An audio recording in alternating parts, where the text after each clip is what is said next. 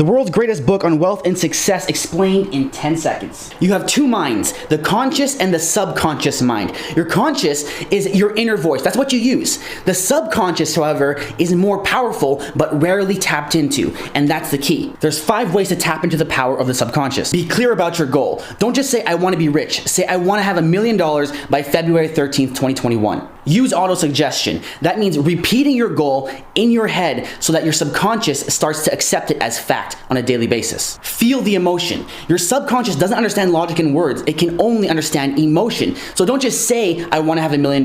Feel the emotion that you would feel when that goal is accomplished. Visualize as if it's already happened. Not, I want to be a millionaire, I am a millionaire. Persistence and repetition. Treat your mind like a garden. You can't stop gardening or the fruits die. And that's how my mind turned this drawing into a reality.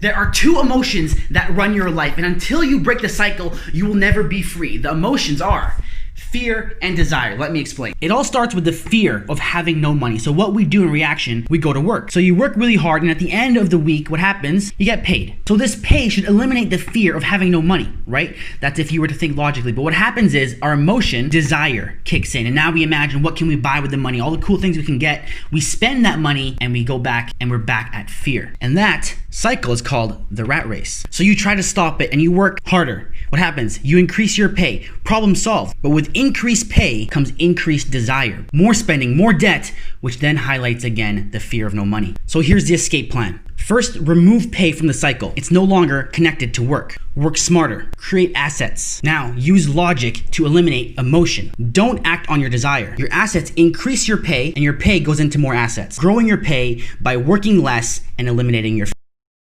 Have you ever heard of the 4 stages of life? I'm gonna show you right here, but most people only achieve 2 of them, so let me know where you're at. The first stage is survival. This is when you're working your ass off just to stay afloat, paycheck to paycheck, right? The next stage is security. This is where you're not so much worried about being able to pay your bills, but you're relatively safe here. Your needs are met. The next stage is success. This is where you go from having everything you need to having everything you want. And finally, there's significance. This is when you leave an impact and you have a legacy to leave the world. And the driver of all these steps, what carries you upwards, is skills. Which stage are you on?